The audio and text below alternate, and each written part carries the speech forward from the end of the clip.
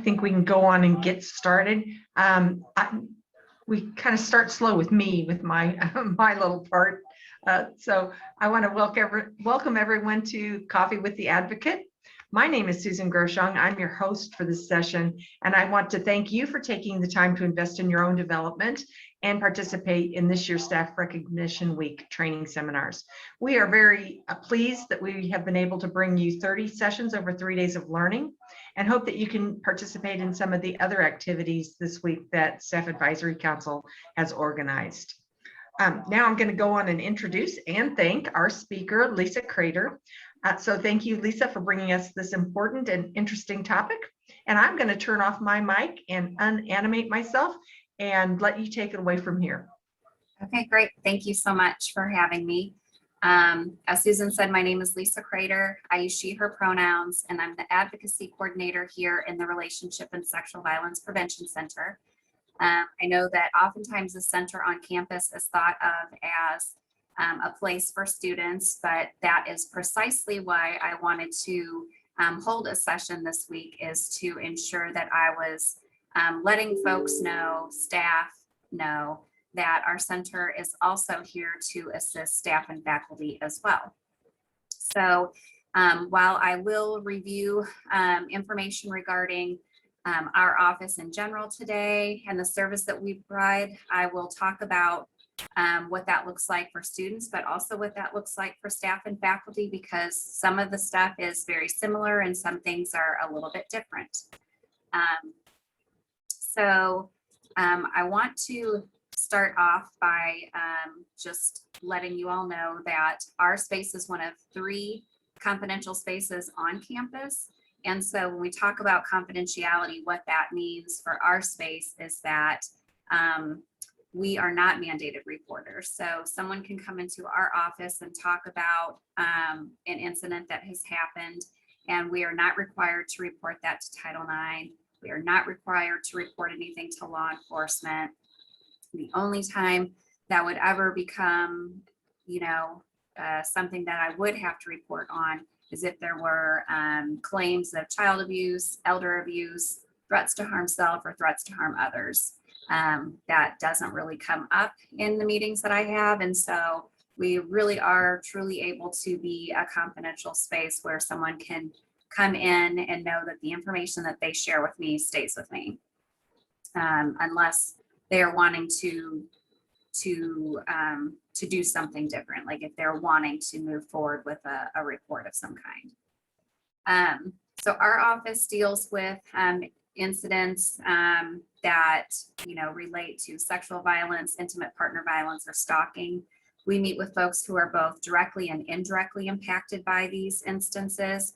And what I mean by indirectly is that sometimes folks will come in and they're trying to figure out how to support a loved one or a friend or a colleague or a student who's going through something like this. And so I can meet with someone who's directly been impacted, but also someone who's indirectly been impacted. Our center is open Monday through Friday, 8 a.m. to 4 p.m. And we have been able to meet with folks via Zoom and in person for quite a while now. I am lucky enough to have an office large enough to abide by the 6-foot rule. And additionally, we do have a conference room if someone wants to bring in a supporter to those meetings, because that's also okay. Like, we realize that it takes a lot of courage to come through our office doors and talk about something so personal that has happened to them. And so if a person wants to bring along a supporter for that, that is completely okay. And we will ensure that we have the space in order to allow for that. Our office is located in the basement of the Student Center. I know people don't like to use the word basement, but to me, it makes sense.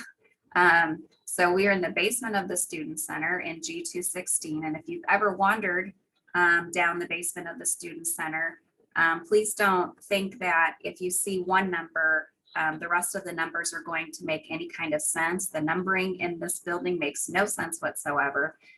So we're just tucked down a hallway, but it ensures that we have lots of privacy, which is nice. So I've got our email address, our phone number, our website, and our different social media account information up here. I can also share out this presentation too if anyone wants or needs any of this information at a later time. So our office, basically, we deal with working around 3 different pillars. We focus on education, prevention, and then response. So for education, we do a lot of presentations for students, faculty, and staff. A lot of them are things that have been requested from us. And if we don't have something that specifically speaks to what a group is looking to have a presentation about, we will certainly build one. We have the capacity to do so. And so, we've done that quite frequently. But, we can present to all groups. Like the staff members will present, I'll present myself, but additionally, we do have peer educators in the office who do a lot of presentations to students, because students will, believe more often what other students are saying versus something that's coming out of my mouth. And so that's been really helpful for us. And in a year of a pandemic where folks have been having problems with any kind of Zoom participation, we've actually been able to present to over 1,400 people throughout the year, which is great numbers for us. So we do a lot of educational presentations. We also hold events in a quote unquote normal year, different kinds of events on campus to make sure that folks are aware of our office and what we do, and how they can be better bystanders and all of that type of thing. We will collaborate with other offices on campus in order to do some educational efforts. So my presentation today, Coffee with the Advocates, is something that I usually try to team up with like 3 different offices on campus each semester in order to pitch something like this. Again, it's just a way to make sure that folks are aware of us and the different services and resources that we can provide. Because one of the main reasons that folks don't access the center is because they just don't know about the center. So I work a lot every semester to collaborate with different offices in order to get that information out there. We do have student organizations associated with our office: Stronger Together Against Relationship and Sexual Violence, and It's on Us Mizzou. And then for prevention, our next pillar, we work a lot to do short overviews, so like 45-minute overview presentations, or full on like 4-hour like conferences, we call them, where we get kind of more in the weeds about what bystander intervention looks like and what the tools are in order to successfully do that and safely do that. So Green Dot is the bystander intervention program that we are using on this campus at this time. And again, it's, we will go out and do different presentations to ensure folks know like how they can safely, well, first of all, how they can recognize instances of power-based personal violence, and then how they can safely intervene in those instances in order to disrupt and stop that violence from happening. And then finally, our last pillar, which is the majority of what I want to talk about today, is response. And response is essentially what I do as the advocate in the center. So obviously I offer emotional support to anyone who comes into the center. As I said, it takes a lot of courage to come in here and talk about some pretty personal topics. The emotions are typically at a high level when folks come in here. So just being able to,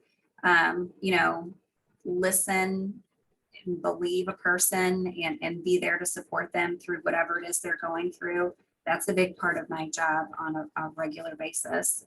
But then also we can do, for students, we can do academic accommodations, so we can work with them and their professors if they are needing accommodations in order to continue to be successful in the classroom. We can work on that.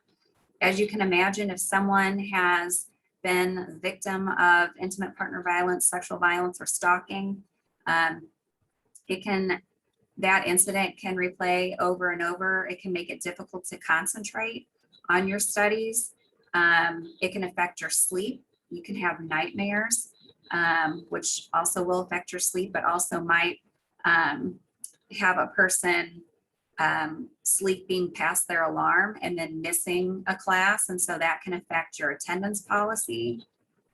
And then there could be instances where you just don't feel safe going to certain parts of campus because of a fear of running into that person. And that could also affect your attendance policy and therefore your ability to be successful in the classroom. So we will work with students and professors on academic accommodations in those situations. Additionally, we work on housing accommodations. And so what that looks like for students is that if they're living in Res Hall, we can work with Res Life in order to get a change of housing for them. For students, faculty, and staff who might be renters, we can work with them and their apartment complexes or management complexes on trying to get them out of their lease. There is a Missouri statute that does say that if a person has been the victim of one of these things and they ask to be let out of their lease, that, leaser, I guess is the name maybe, is supposed to let you out of that lease for a reasonable fee. So I can work with folks on that type of thing. Additionally, there is this program called the Safe at Home program, which would be helpful for anyone who is a victim of crime and who has recently moved or is getting ready to move to a new location. Because what the Safe at Home program is it's an address confidentiality program. So how that works is that when someone applies to the program, they are provided with a PO box address in Jefferson City. Then all of their mail is funneled through that address and then to their actual physical address. And that address becomes their address of record. So that if someone was trying to find them, that is the address that would come up. And so that's helpful for folks. That is a program that you have to apply to. And I am a Safe at Home application assistant, so I can sit down with folks and help them through that application process. I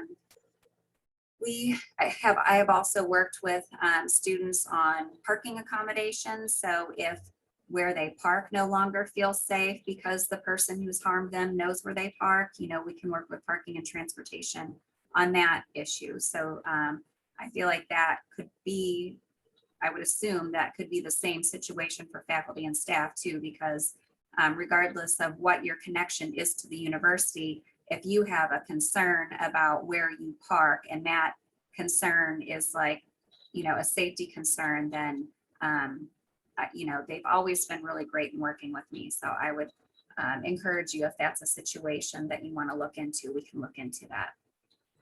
And then medical. So if someone is needing, if someone, was a victim of sexual assault and they were interested in having a sexual assault nurse examination completed, I can talk with that person about where they can go in order to have that done. I can explain what that process looks like in order to prepare, because it is a pretty invasive type of exam, but a person can opt out of any part of it that they want to. They don't have to have the entire exam completed if they don't want to. Additionally, they can have an advocate there with them. Now they're relaxing those rules at the hospital again, so they can again have an advocate there with them if they would like to for that process. And yeah, so we can talk about that if that's something that they're interested in. If someone is interested in counseling following what they've been through, for students, obviously, I would talk to them about the counseling center. For staff, we would talk about the employee assistance program. If students or faculty and staff weren't interested on those on-campus resources, then we could talk about resources out in the community, including True North, which is a domestic violence shelter in town. More than a shelter though, so that would also be an option if someone was concerned about their living conditions and needed a safe space for a while to live. True North would be an option for them. But they also, do offer individual counseling, and they have groups, support groups there as well. All of this free of charge. They do education there. So while I can help folks apply for orders of protection, which folks often call restraining orders, I can assist a person with that like during my working hours, right? But we know that things don't always happen during working hours. So the nice thing about True North is that they are able to assist folks in filing for an order of protection 24/7. They have judges who are on call who can sign off on those emergency orders, that night. They're also helpful for that as well. But yeah, we can definitely talk about what options are appropriate and feel good for a person if they are interested in seeking counseling.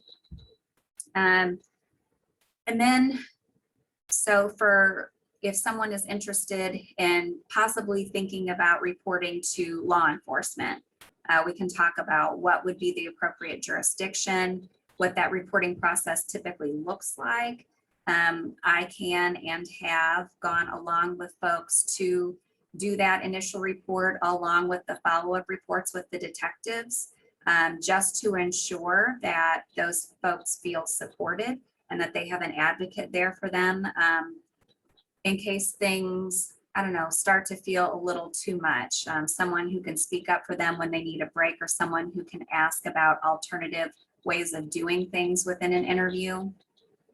And a lot of times folks will have many questions about all things related to the legal process. And if I know the questions, I'll answer them. Now, I can't provide legal advice, nor can I provide counseling. I probably want to put that out there, but I've seen a lot and I can answer most basic questions. And if I don't know the answers, what I typically do is I do have the supervisor of the Special Victims Unit in my cell phone. We talk quite often, actually. And I often will reach out to him with questions that don't speak to the specifics of a situation or a person. So I'm not divulging any confidential information. I'm just doing a hypothetical question in order to get some more information so that a person knows whether or not they want to take that step to move forward with, reporting to law enforcement. So I'm willing to do that, because if a person emails or calls themselves, well, then they can track down who you were. But if I contact on your behalf, then they have no idea who it is that's asking these questions. So it helps a little bit to have a buffer and to be able to get those questions answered. Also, similarly, with Title IX on campus, if someone's, if the incident they've been involved in is appropriate, does meet the Title IX, reporting standards, then we can talk through what reporting looks like for Title IX, what that process looks like. I can let them know what set of rules things will fall under, because there's a difference between when the respondents are students versus staff versus faculty versus a department and organization. There's also a difference between when something occurred before August 14, 2020 or occurred after August 14, 2020. Given enough information, I can help a person understand what rules they're going to be looking at throughout that process if they decide that they want to engage in that process. So I can answer a lot of questions as it pertains to the Title IX process. I can also assist a person throughout the reporting as well as throughout the entire process if they want me to do so. Folks who are both the complainant and the respondent in a process are both allowed advisors or support folks throughout the process. And so usually if someone is working with me and with Title IX, they will usually opt to have me as their support person throughout the process because I would know more information about the process than like a parent or a loved one or a mentor who doesn't have any affiliation with that office. But certainly a person is able to have anybody that they'd like to be their advisor, and I will talk with them about that as well. It's never my intention to push any kind of decision on anybody that I work with. Everyone needs to be able to make a decision that they feel safe and comfortable with. It's not my job to provide advice or to provide direction or to make judgments. My job is to provide folks with options, make sure that they know what services we are able to provide, what resources are available to them, and support them in whatever they decide to do, even if that's nothing. Everybody kind of has their own road with this. I'm happy for whatever small part that I can play. For students, it's important to me that whatever has happened to them doesn't just put them completely off path and then they aren't able to realize the goals and the dreams that they came here for. And then for faculty and staff, like, this is your home, this is where you work, this is where you make a living. I know a lot of people, like, that's a huge thing. Not everybody is walking around with a bunch of money and if it doesn't work out, no big deal, I can just move on. That's not everybody's story. That's not many people's story. And so it's important to me that staff and faculty feel safe on this campus where they come in order to earn a living and provide for their families. So, I'm going to do whatever I can do in order to support folks and help them to continue to move forward and to continue to heal. So campus, so Title IX advocacy, we can talk about all of that if someone is interested in doing that.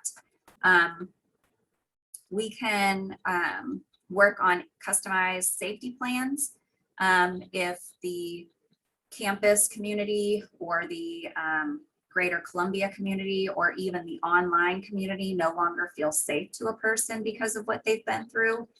We can work through customized safety plans for a person for that. Our True North can do that as well. And then there's like a caveat of other, as far as sometimes things come up that someone will ask me about, and they're not sure that it's anything that I can assist with, but I would encourage folks, if there's anything, any part of your life at all that this incident is now affecting, and you'd like to know if there's any way that I can help, I would encourage folks to just ask, because perhaps there is something that I can do, and if so, then I want to assist with that. Because as I said, I want to, try to help folks move forward and move past what has happened. So we can, think about kind of other things and work on those as well. I think some things that I want to try to point out. So I did talk about the fact that we can't offer legal advice, and we can't do counseling specifically in this space. So again, it's more or less a space to ensure folks have a safe place to come to where they can get some emotional support, and where they can learn about their options, the services that we provide, and the resources that are available to them. And then I can assist them however much or however little they would like me to. I have some folks who come in just want to hear what is available, and that's all they're comfortable with. and that's fine. I have other folks who are wanting to do everything that they can, and I'm here for them for as long as that journey takes as well. I'm happy to do so. I think it's important to note that for a person to come here, it doesn't mean that something had to have just happened. We can support folks who are, you know, going through life, and then something that happened years ago is suddenly, you know, coming up for them again, and they're struggling at this point in time and trying to figure out like how to get kind of back in control and figure how to get back on track. And so we can meet with folks regardless of when something has happened to them.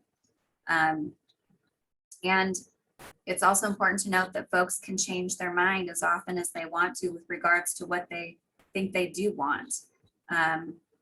You know, someone might decide today that they don't want to make a report to Title IX, and then a month from now they could decide that they do want to make a report, and that's fine. Like I'm here, whatever, and Title IX doesn't have an expiration date for their services either, so we can definitely work on that whenever it feels right for someone to do that.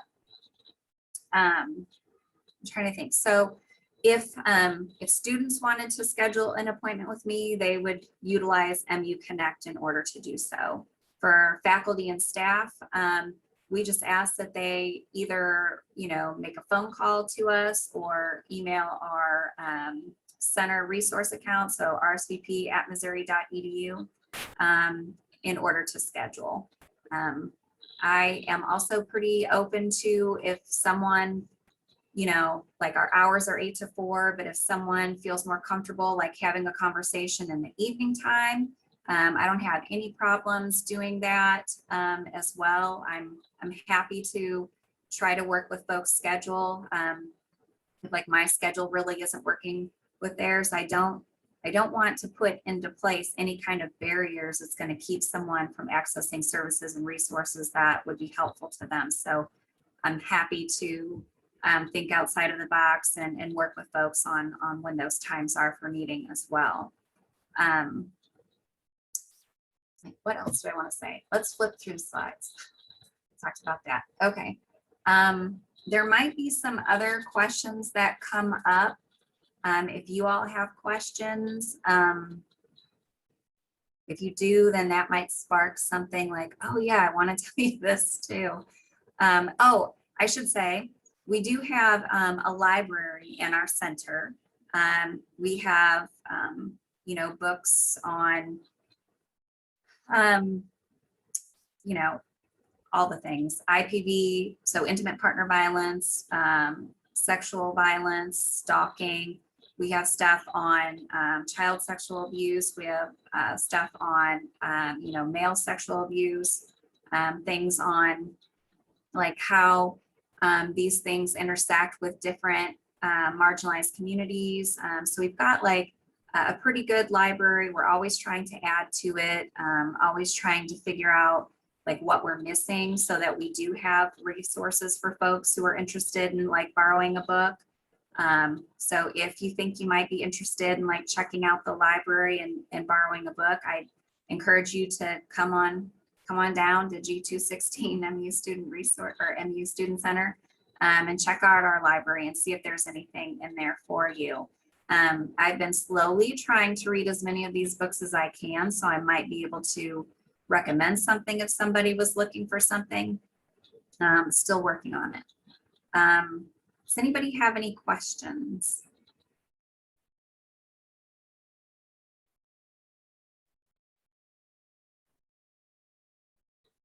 You can either use the chat or unmute yourself if you have any questions. Hopefully I spoke enough about the different things that are the ways that we can assist with staff and faculty too. If you were looking for something specifically about how we can support faculty and staff in a particular way or a particular situation, I'm happy to address that. If you didn't catch something, I'm happy to talk about it again, or if I didn't say something that I meant to, I'm happy to talk about it. But yeah, that is the gist of today's presentation. I have a quick question. Yes. I attended the Green Dot training last year and really liked it pre-COVID, but how often do you offer that training for staff and faculty? That's a great question. So in a regular times, we do try to offer that training like once each semester for faculty and staff. And we did try to do some, and I don't know how well they were advertised, but we tried to have some like open sessions for Green Dot, but it's really challenging. It's really not meant to be something that is done virtually because some of the biggest learning parts are the activities, and they're just, I don't know, they're just not facilitated as well online. So they weren't attended very well. Hoping to be able to have things clear up a little bit more on campus, like guidelines wise, so that we can do in-person sessions again, because that really just is the best way to teach that and to learn about that in order to have those types of activities. But yes, typically once fall semester, once spring semester. Awesome. Thank you so much. Thank you. I do also, though, want to say, since you brought that up, we are looking at, and our office, not me specifically, but my supervisor has been working with different campus stakeholders in order to try to build a more all-inclusive type of bystander intervention program.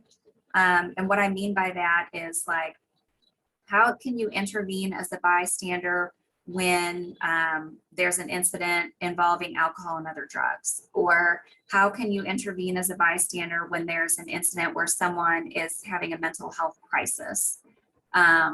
Or, you know, there's a sexual violence incident, or I can't remember all of the different things that they're wanting to incorporate, but they really were trying to think about, like, instead of us all doing our own kind of bystander intervention things, like, why don't we get together and talk about, in general, how can we, you know, check in with folks? How can we be observant and notice when something doesn't look good and say, hey, are you okay? Is there anything I can help you with?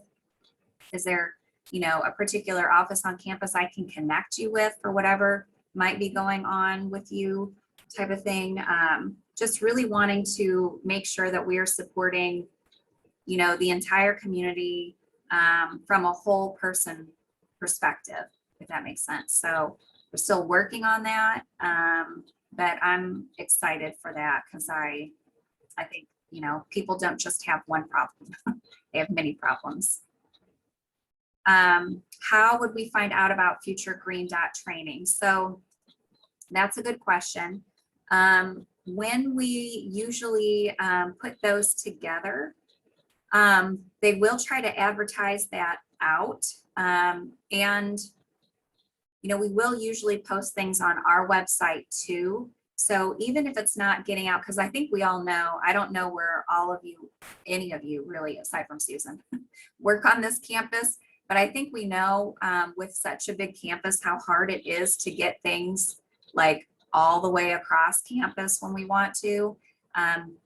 So I don't want to guarantee that somehow when we do our marketing push, it would actually get to you. So we certainly do try to post things on our social media whenever we have trainings coming up, as well as our website.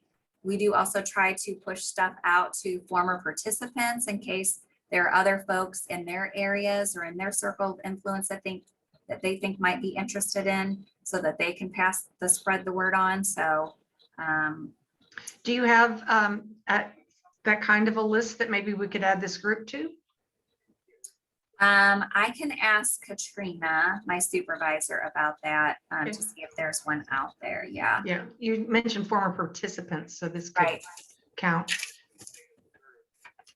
Let me put that down here.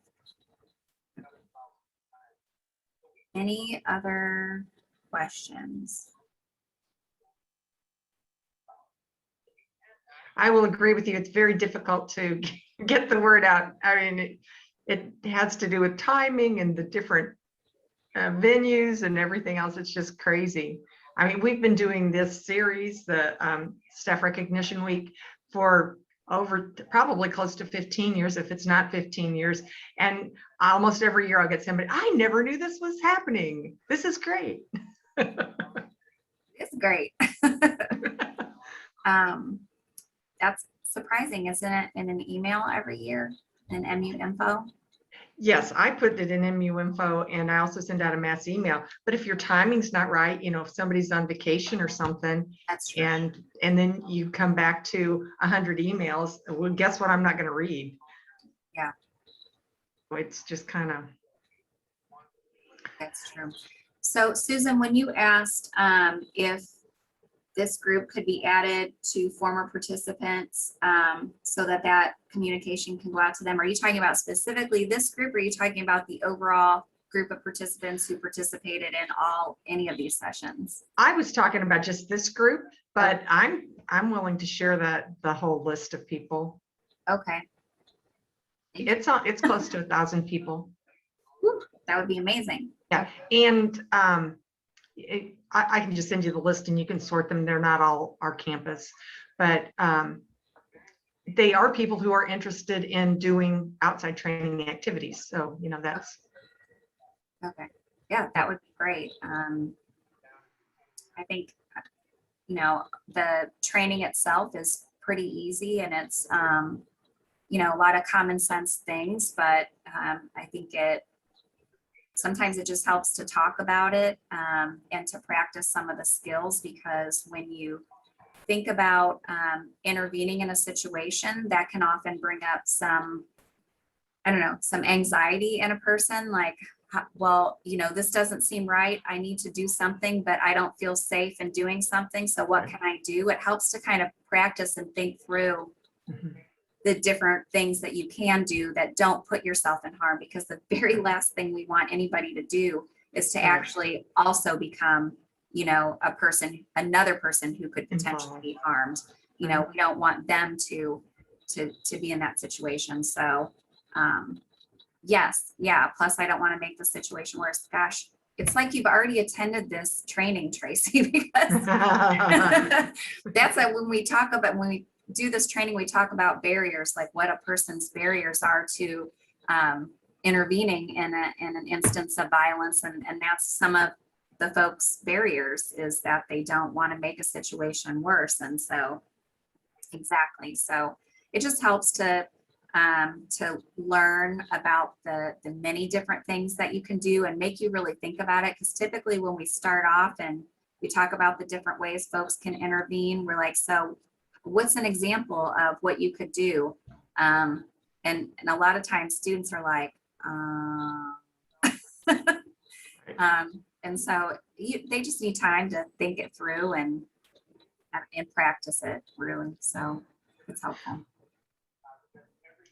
I think another thing about having that more targeted email is you could give a better explanation about what it is, because you might have a vague idea about what it is, but to be able to just kind of give a little bit more explanation about it, I think would be very helpful.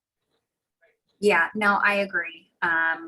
Because we're making a big assumption that people just know what green dot is. And so that's one of the things we have to talk about right at the beginning. But if you don't know what it is, then oftentimes what's your motivation to attend then? Right. Well, or if you only know it's about intervening and you're like, oh, well, no, that just sounds frightening. Yeah.